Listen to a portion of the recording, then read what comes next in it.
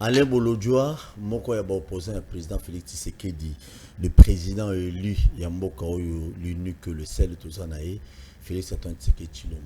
Pour nani Bolodjoa a été chef de l'État au Koloba. C'est vendredi Nabutu, Boyokaki, position au chef de l'État Azouaki par rapport à Mamouasseni.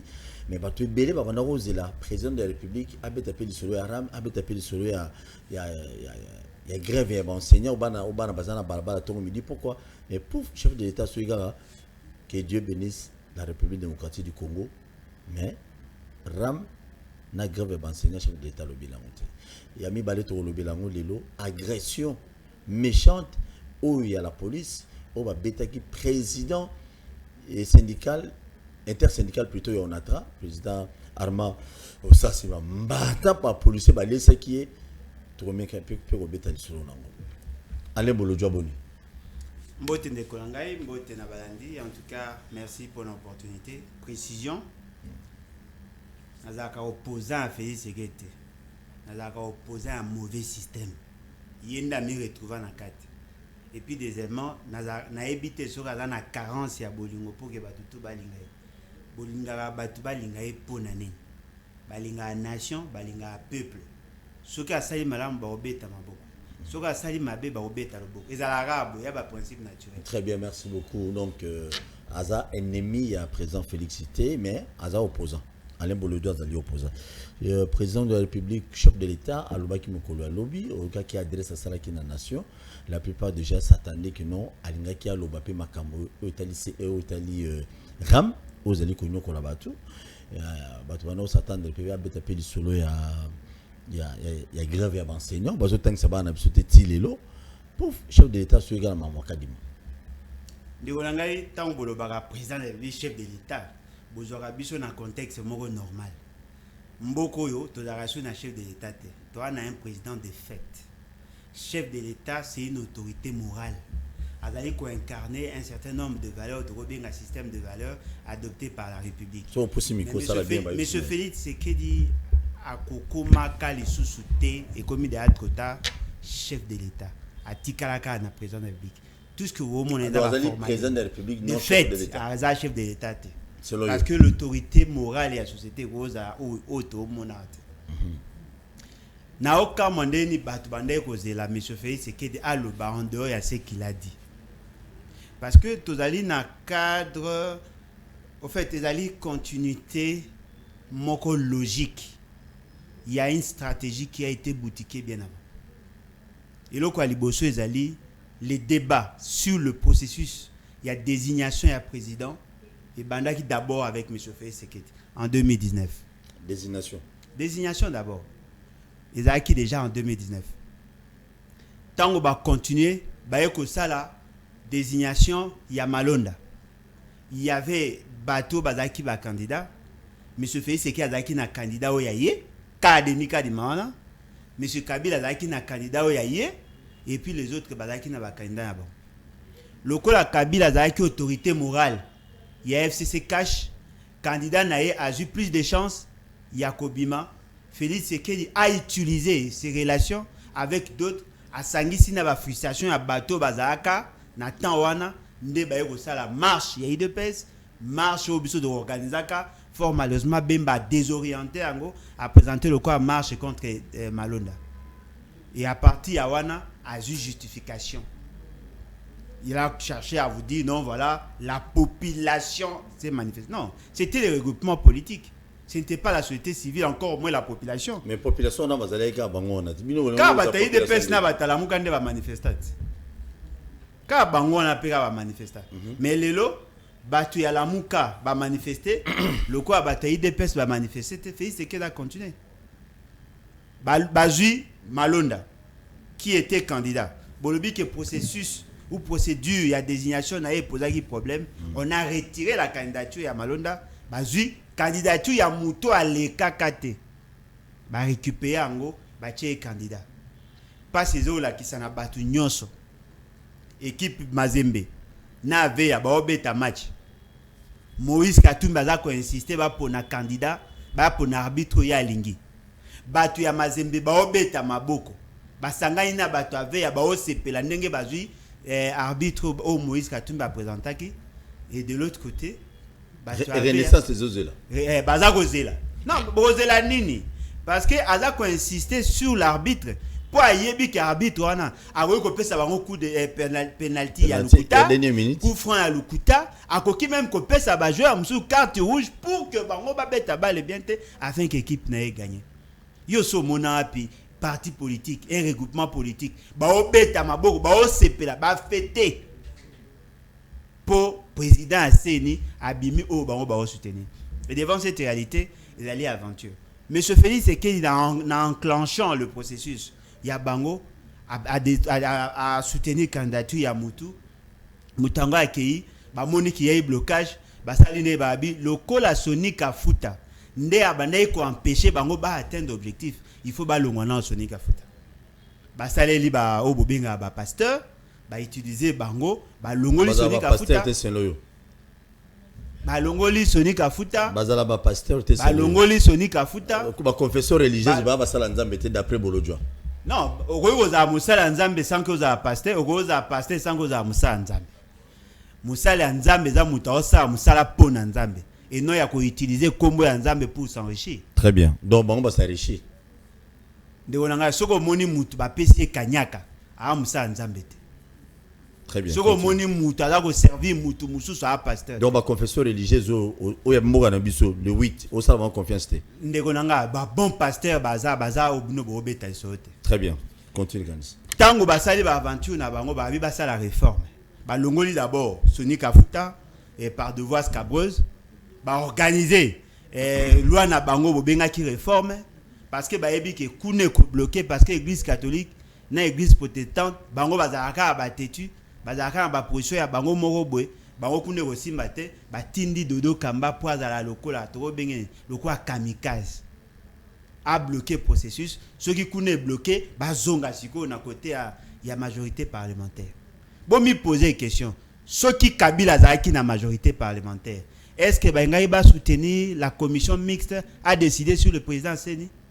Et puis, dans la commission mixte, c'est une tendance toujours moko. Non, mais effectivement, il y a un zolo banabino que M. Félix Tshisekedi a longwe la despote a commis tyran.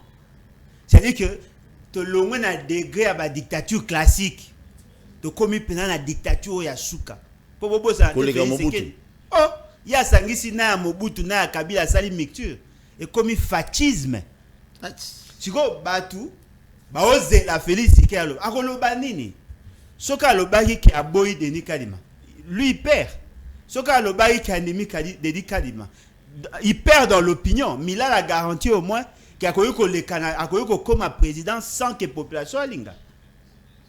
Oh non, batu baboyi Denis Kadima balingi élection te non. Félix Tshisekedi a posa ko sala ba élection populaire te. Ana posa ba lobake yende mutaleki.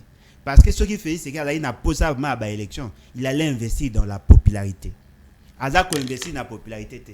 Azako investir dans maîtrise à cour constitutionnelle, dans maîtrise à Seni, dans maîtrise à armée na la police pour ayebi que ceux qui va publier bateau ba ko manifester à ko buka bango. Le quoi baza capable na parti na bango il y a que distribuer ba armes pour se maintenir au pouvoir. Non baza capable était papa bon ba sala ba arme oh bongo pour distribuer armes faut ça ba arme ba na ba arme na ba okabola ba yebit bo yebit ba ba arme na yebité baza na ozo contredire bango mo baloba wapi mais kabuya loba ngo na notre frère Mukoko baloba non ba vidéo ezali que ceux qui boboyi position na bango ba ko distribuer ba armes le quoi déjà ba milice à Kingabwa bazali ba mususu ba utaki soki wapi bazali ils vont distribuer les armes on va vous imposer ça eze lokoyo ataboche ba char de combat ataboche armée ataboche nyonso bozanango na ondima ngo jamais ondima nite na ko préférer oh dictateur tyrannie na ko accepter ngo jamais voyez-vous ce que batu boze la fait c'est que ba que non voilà et écoute non. Qui a instruit Amboso de faire le forcing? C'est M. Félix Tshisekedi. Tango bandaki de ako sa bino ba aventure. Oh bo bandai komile là, bozo ki avec négligence. Quand il a chambardé l'ordre na niveau ya cour constitutionnelle. Bo betaki yango kara. Tango sali makambo ya loi, vous n'avez pas suffisamment réagi. Tango sali nyonso ya za ko sala. Azako réussi. Vous savez que M. Félix Tshisekedi a gagné beaucoup de batailles. bataille à loi eleki, bataille à cour constitutionnelle eleki, bataille à majorité factice eleki, bataille ya Denis Kadima eleki, ala ko gagner bataille. Mais monsieur Félix Sekedi a bossa elo mo. Toi na combat boxe. Ato beti bibotu oche ba point. Ceux qui va gagner on a KO. Nyon surtout ocha qui va point et ça annulé. Merci. Ce qui veut dire qu'il n'y a aujourd'hui que le peuple qui peut mettre fin na tyrannie au besoin imposé. Merci beaucoup. Est-ce que nakoyo ko koloba lembolo joa ozo ça la confiance na Kadimate?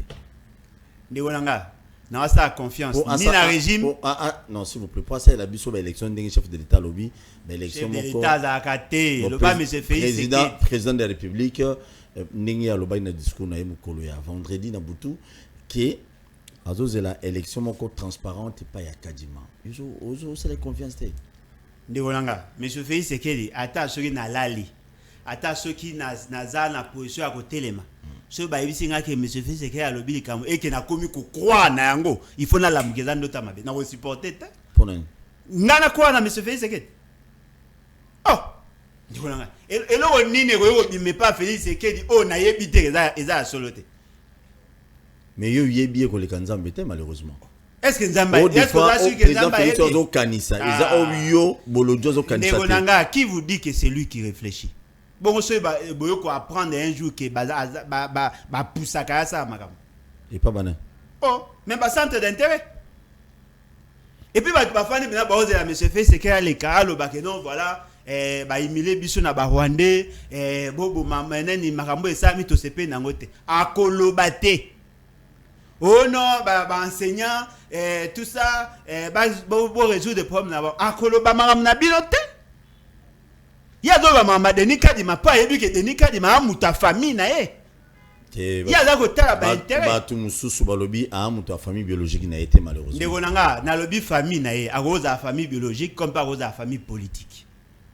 Depuis monsieur Félix c'est que la quota atala ka ba intérêt na e. Bongo soko yoki que moi si a Denis Kadima azande ko Félix c'est que olobani ozongo sengi bolimbis non c'est bolimbis non c'est monsieur Félix c'est qu'il n'a pas le temps donc moi c'est que non moi c'est Denis Kadima le nouveau président c'est ni azande ko président Félix na lobi bongo soko yoki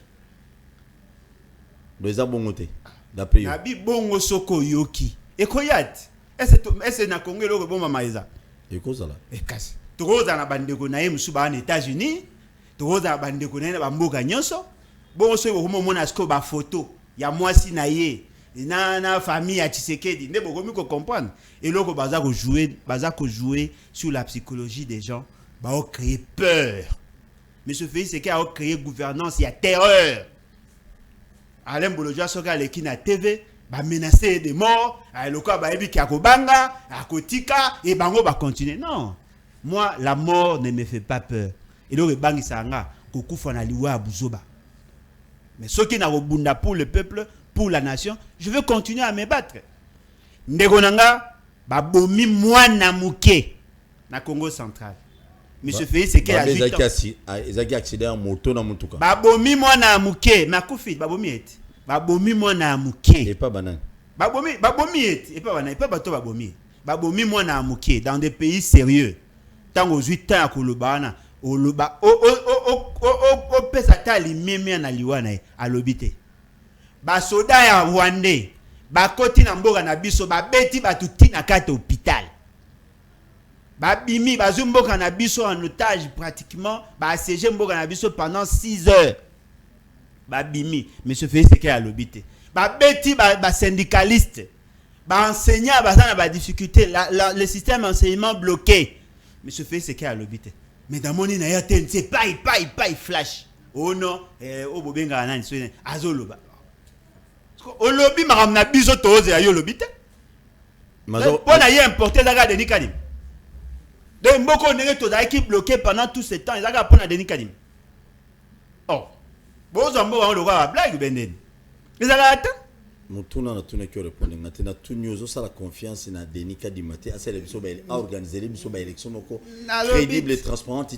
Na lobby na yote monsieur Denis Kadima azali ni trop bané il est comme un mercenaire. Muto monsieur Félix Sekedi azui pour ça la plan na ye. Si on a confiance dans l'Inde. Nous avons confiance dans l'Inde. Bolo baki CV, eza ebele, eza makasi, asalama mebele. Est-ce que vous savez, aujourd'hui neto le bar, le secrétaire exécutif national ya CENI, Oya Banda CENI depuis CEI en 2015, Tilelo, eza nani? Non. Ronsa malondati. Muto a ebi système électoral na biso ko lega batu tout ataba usangisi ba onyos. Ronsa malonda, ala secrétaire exécutif national. Malo balongolete. Non, baboya qui ya comme président poani. Te yana to tout na balongolete. Non, balongola été. Yo zelo ko muna ka songo moka ko ya na beba ko luka kaza dia ozara. Balongolete. Rosa malonda azokuma chômeur. Ndeko nanga, so akomi chômeur te, mais akolongo esika wana. Bon muna ka songo mo be kaza de bien mutu mo wa oza soki tout ça bako tchai wana. Mais eloko bat baoye baté. Balongola ka malonda te parce qu'il était incompétent. Balongola malonda parce qu'il était proche de Kabila. Mais Kadi Mazali proche à Félix Sekedi.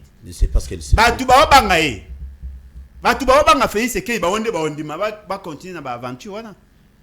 Et ça c'est très dangereux pour une nation. Donc élection transparente n'a beaucoup avec Kadi Mazali d'après. Mais muto a le kate a organiser élection transparente d'elle. Au moins monsieur Félix Sekedi azana tinini, eza métaphore bozo on a pire esprit. Aza le quoi muto a botamana maladie congénitale. Maladie a babi a kobika kana ngote. Monganga wa boti seki mama lobi il faut melaka kisi chaque jour chaque jour. Et la métaphore. Et là l'ICCT. L'ICCT wana sifoye ba ngonga bana ngaba mike. Ah mon donc yo yebi. Te tokei. Bongo za soko lobi ga ikamu ba roboma. Eta biloko papa mais ngaye baba na ngaba mike. Yanga be bana ngaba mike. Ah na yebi. Na pesi belle sœur mbote nanda. Moi na botami. Pesa bi madame na ngaba. Moi na botami mama na sina peso. To pesa ba mbote déjà na TV, on ne sait jamais. Wana ikomi. Eta biloko continue. Moi na botami avec une maladie déjà à partir à conception. Ba médecin ba bi fa melakis pour survivre. Boye bi ça été ka kata ko melakis pour kokufa. Bo konza monsieur Félix c'est que là le quoi mutabeli corona. Azali ko dépend na respirateur artificiel. Il faut vivre en violation en constitution. A choix té. Monsieur Félix c'est que sera boy ko violer constitution, constitution kanyi tient na boloko. Il faut à violer constitution. Parce que a une onction populaire il n'a pas été choisi par la population, c'est une invention de Kabila. Et devant cette réalité... Invention de qui? Devant cette réalité, Bino Bo Kanisa, que M. Félix Sekedi peut mener des actions dans l'idée de la Constitution. Non, il doit tricher. Il faut qu'il ait triché. À l'équipe première année primaire au Tangité, deuxième année primaire au Tangité, la troisième année au Yékola. Il faut qu'on continue à tricher, qu'on corrompe le professeur Tina Souka. M. Félix Sekedi n'a pas d'autre choix que de tricher aux élections. Vous êtes sûr aujourd'hui que non, IDPS à cause de député et Belleté, à cause de député Belleté dans l'élection 2023? Non, mais Ndegonangaï, l'IDPS, le Baranabino, le parti le mieux implanté. Sali, Oto Lobo, deuxième élection. Oh, Bango va participer. Va participer en 2011. Il a 37 députés. Même pas 10%. Yambalo babimi na moins de 30 députés. Dernier temps baza ko soko ti poids ya IDPS. Baza ko peser 5%. Ya ba enjeu politique 5%. PP de combien à peu près? PP da beta ba 111. PP da genre ba 20%. Bon ba tricher. Bon ba tricher là ba tout. Ba beta ba 111. PP da tricher là ba tout. Bon, on fait ce qu'il y a comme Hollandais. Donc, évolue, maman, député. C'est-à-dire que l'IDPS ne représente pas grand-chose. Mais au moins, comme Kadi Maza, le col à Kadi Maza, le col à Cour constitutionnelle Hazard, le col à la Banque centrale, le col à Baebi qui voter, ko imposer, le col à beaucoup banga, ba milice, na bango, ba kabola, bango, ba arme, na ba chinchampa, na ba bangi. Le col à Baebi qui est beaucoup banga. Ata ba mi pesi 40% ou 50%. Il y a des députés. Qui va réagir? Okomona ba nyonso wana obomona wana ba militant ba parlementaire debout. Ba olinga ba longola ba parlementaire debout, ba koma ba parlementaire assis. A konomé C'est un néo-kabiliste. Bako nommé. Le quoi, nani, Denis Kadimango Abino, Azaïna Likanisi, Ako CPI, ça fait, c'est que. Bon, si bataille de pèse, c'est point. Ah, je suis déjà élu. Alain Bolodjo, Yaka au côté pas Nabiso. Robi ma député na Ingende. Ah bon? Vous pensez? Est-ce que Baroga a sonné? Donc tu dépêches Bazo Benga Bolodjo qui n'est pas là. Est-ce que Baroga a sonné? Ah, yo pe bilom so moko sanao. Ndéonanga, est-ce que Baroga a sonné? Yoga Sangote que tout un gouvernement, la présidente de la République, et bêta masola corruption, il y a des députés, il y a bataille de pèse. Bango corruption le Bango l'autre. Maramba Sénat. Boyoga Sangote que va kangi bataille de pèse va corrompre. A reçoit yote. Ba comme na kalkate ba tchou. Ce qu'on peut assurer. Ah tu dis mais ndeko nango swinga ndenge nini? Abi mon cher na sali nyoso na so yote. Mettez mana na chuka ko so yango na so. Neto swinga ngana yoto okufa. Abi mon cher je n'ai pas de choix. Nani scorpion nani. Muto a ça trahissa. A trahissa. On dit mieux. Ce qui veut dire qu'aujourd'hui, d'ailleurs, Nazobi Sabine lo moro batu baebi. Monsieur Félix Tshisekedi n'a rien à foutre. Ata Moïse Katumbi alongwe, ata union sacrée nyonso bango tout ba décider ba longwa. Ata batu nyonso ba boye, il n'a rien à foutre. Pour lui, son seul souci, c'est de maîtriser la Cour constitutionnelle, maîtriser la CENI. Nebo mo na Denis Kadimanenga zana. A de un résultat Félix Tshisekedi 52,8% na poche. Soko PCK micro sikoyo, otuni élection ba monsieur Félix Tshisekedi a été élu au suffrage universel direct avec 52,8%. Ah, Botika Biloro Anaro. Ok, il y a campagne recrutée. Quand bon, normalement 52,8%. Non, dis-moi, est-ce que au moins monsieur Félix Tshisekedi a investi na ko luka ko zwata confiance à des yeux à peuple. Nous avons un glissement, c'est le matoté. Ah mec. Très bien. Merci beaucoup. Voilà penande. Le quoi boana ba milice et tout ça pour utiliser à bonjour. Encore il y a Nairobi, il y a Kamere et Félix Tshisekedi. Est-ce qu'il faut créer et susciter un débat dans le moment où entre Kamere et Félix Tshisekedi? Yebango, Moïse Katumbi ba olungula Monsieur Kamere INC ba olungula ba okabula ba skondam. Olungwe na batu ndamo otiki ndamo olungwe na batu ndamo otiki ndamo. Bango tout ba opanza. Avant décembre bo mona. INC yeba ki ba olungula bango. Ba kozwa ba mususu batiki. Très bien, merci beaucoup. Image bozomona Oyo, Tosuwa Paul, il y a président Armand Ossase, Oyo, bazo betaye bambata et pas ya ba policier na biso. Pourquoi? Parce que ba organisa qui sitting liboso ya na kata lopango yonatra et c'est quand bazo réclamer 207 millions et ya ba pesa bango mbongo wana po esunga bango. Esunga bango, esunga onatra telema. Bakanga ba port privé Oyo, bakonze belé balobaki la fois passée que non, ba port privé kangama, ya ba port akabi les boy, mais si le ba port privé on est kangamité. Donc comme kangamité ils ont dérangé batu. Yangondo bazo beta bambata. C'est osai ba ali bambata, ça c'est police so beta yo. Cause atiki damaze na palette bona ko beki sa yo. Na benga qui présent Armand Ossase bazo beta bambata on m'a dit. Il m'a dit à Bino niveau Vimbi Nelongi donc moyen zaté tout ça l'émission lelo samedi malheureusement moyen zalité. Mandi konateur bazo réclamer belé 37 mois un paiement. Sort yangoyo et salonde. Ndegonangai d'abord félicitations à Ndegonapson de Babetier. Oh, félicitations bazo beta mou. Félicitations. Pour l'année. Parce que à la Kissi Bisso na fa à la Kissi na face ça montre que monsieur Félix Tshisekedi a plus d'énergie. Il y a ko beta ba congolais qui a réagi par rapport à Rwanda. Omoni makambo yo salama et coïncider dans même période na makambo Rwanda. Na Rwanda, ba Rwandais ba koti na mboka na biso. Ba beti ba tuna biso, ba bimi Félix Tshisekedi alobi ata monte. Mais on ezaka que muto revendiquer un droit. Na kati ya pays na ye ba tindi ba na biso ko zuka degré ya haine ya ba policier ne ba obeta. So ba sala ngo contre ba Rwandais ngaza lokumu. Le corps est basé capable à cause la montée. Et puis ta position à zobetaye, c'est comme si bah soit n'aganaye avant. Hein. Alors que betaye ma confi, bah betaye ma confi. Pourquoi? Parce que c'est que le monsieur dit, c'est pour sauver la République. Mais policier on a une inconscience. Au comment la policier mon okuta ye wana, a kopekisa ye ko betaye. Ta moni, a opekisa bango hein. Il revendique un droit.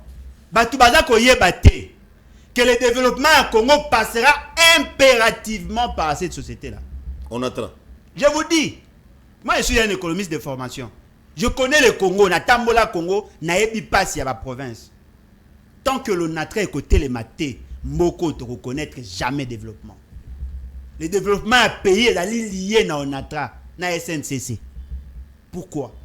Bangonde ba facilitaka évacuation à production. La quasi-majorité à la Congolais dans le secteur agricole. Les produits sont périssables. Mais ce qui est commis à niveau, il y a qu'à redynamiser le natra. Le natra est commis à fonctionner. Il y a la capacité à commettre la production vers Kinshasa. Il y a importance au natra. Lorsque le natra est bien sûr, nga mona mai. Nzambe, mon baloyo, bolodjoa. Nga mona mai pe na mona zamba. Assez pêché. Na nga mona mai. Assez chassé. Na za nyonso. Ah, c'est tabiloko. Batu baye baate. Quand le natra e bane ko tambola malamu. Puis ya biloko na wenze ezaka na se.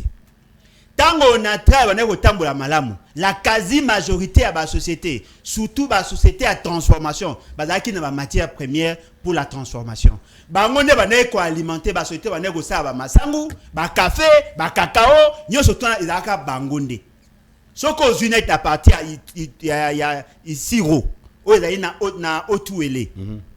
Ozui watch, ozui wamba, ozui bamboka nyoso wana, ozui aketi. Na niveau à bazuele ozu bamboka wana bane ko bimisa biloko na bango à partir à train ti na niveau ya bumba maso ezui ememi na Kinshasa ozu côté ya Kisangani na chopo eza koya batu miso ne ko uta nango na Goma baye na nzela ya camion ti na Kisangani ememi na Kinshasa ozu na côté ya Kasai rivière Kasai na côté ba Bandundu bande ko za ti na Ilebo et bande ko vivre grâce à Onatra. C'est le natra qui donc tu as loué pour moi qui a bazui très comme notre économie était florissante pendant que le natra était en vie. On a tué le natra. Ce que bateau ba revendiquer pour na bangote. Bazo ko bisabino ke bo sunga biso to sunga on natra pour que l'économie est élément. To bongisa l'agriculture, to bongisa parce que mutayebi ke biloko ko kota ko bima. Ko somme pas ko za ba savon awa ba biloko ba tingni kuna biloko yo za moins cher. Ce qu'ils vous disent, hein, ils ne le font pas pour eux. Ba ça là pour que l'économie na biso etene. Mais yo kasko aventure, moi na Etienne Tshisekedi. Azu ba policier o biso to futa na mbonga passe. Atindi ba on ba ke ne robeta ba tu po ba revendiquer un droit constitutionnel. Merci. Ba betier ba boaki o ba salié. Mais au même moment, Karega, ambassadeur rwandais, a manqué biso tout restaurant devant Félix Tshisekedi. Bouchbe, ba obanga roloba. Ba lobi ke kokota na Congo, ko violenter ba Congolais, c'est un fait bénin. Ko revendiquer pour na kosenga ba puta nyongo ya Onatra, c'est un fait grave. Il faut bo maye kaka. Pour ani boko ko ça même énergie pour na ba soda ba rwandais te. Bo bangi bango. Mais il y a le quoi à la congolais, il y a le quoi à la mona Congo, à la revendiquer un droit constitutionnel, bolingi bo maye, mité mamabe. Bon, yabanan. Bango tout, ba soit disant ba konzi na bino. Mité mamabe? Ba konzi note. Ya wapi? Bo konzi ça li konzi, bo konzi ça mpifo. Devant cette réalité, peuple congolais peut comprendre à qui vous avez affaire.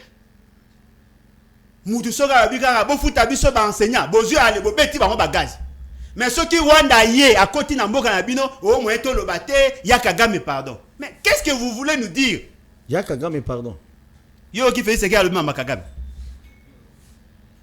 Merci beaucoup na ba union sur bolani biso. Je vous dis un grand merci pour s'abonner massivement à la chaîne Abiso et YouTube Bakinoa Balobi TV. Merci beaucoup, si Dieu le permettra, tu écoutes prochainement.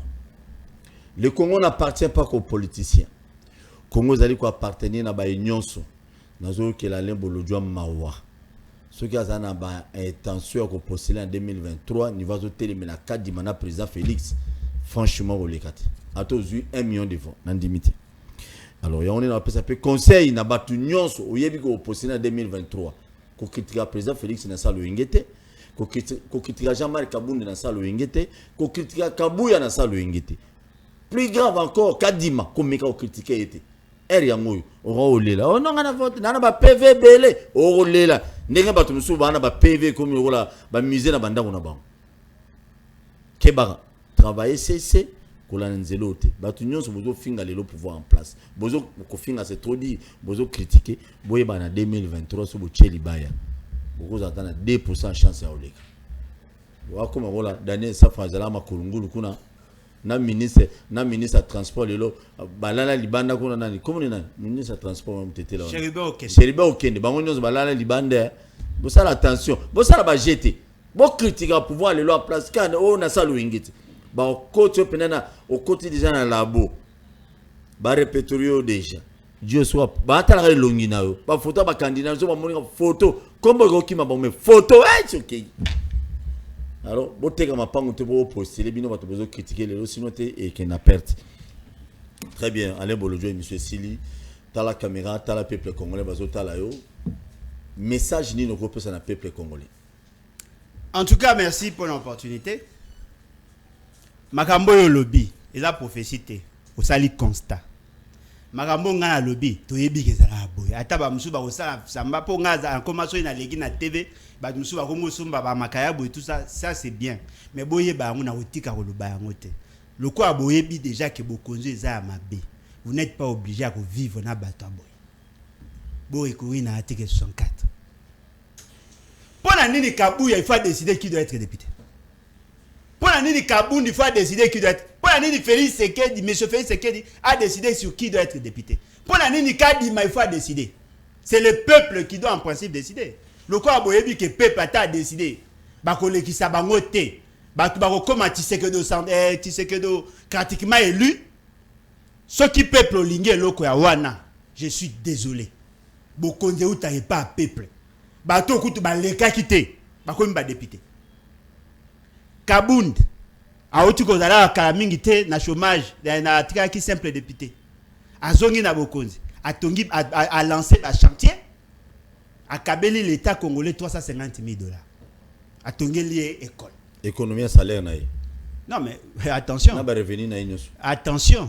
Économie à salaire. On doit féliciter Kabound. Non, on a félicité Etendeni. Il faut te féliciter pour les députés monsieur Bazolia, Bazo quand c'est la peuple congolais, tout va peuple c'est la congolais. Le gars il a lié Azu à Tongi, ndeko lié na eza bien. Eza bien. Oh. Nous avons imaginé l'État congolais un pays pauvre incapable de foutre enseignant. Mouta Salika pendant ce qui une année, même pas une année, même pas 6 mois comme président, il y a l'Assemblée nationale. Il est capable de cabela l'État congolais 350 000. Donc l'État est bon alors. Bon foutre enseignant. Très bien. Il y a beaucoup de ça qui est l'autorité. Quand on fait la plénière, la ventile, la députation nationale. Il est capable de cabela l'État 350 000. Yo somo ba kabela riche 350 000. Soko kabeli riche 350 000 yo traîne en combien? Très bien. Mais enseignant au senga bino ke lo mo. Ya ba province ba senga bino bo honorer bango ata na $100 ya pamba. Ana mwasi ana bana $100 ya pamba. Nazo bisonde to lo babwe. La quasi majorité ya ba enseignant ya ba province.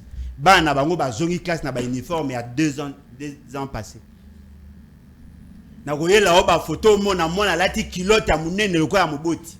OK, nango classe lokolo moko lati ketch, lokomo lati lipapa. Mais tabi lokwat. Est-ce que vous avez imaginé ce que vous allez? Ce qui pose solution. Ah, il va trouver. C'est qu'il y a des problèmes. Il y a des problèmes. Merci beaucoup. Merci Alain Bolodjo. Merci. La Sony. Bande ko bozota la biso na YouTube na Mbujumai na Kabeya Kamwa ko etuko ko jimeni masha kumeni. Je vous aime beaucoup.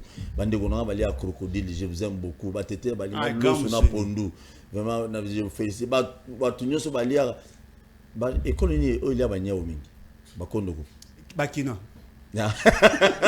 Merci. Émission Sili, Tokutani, Miko Lezali Koya, si Dieu le permet. Merci.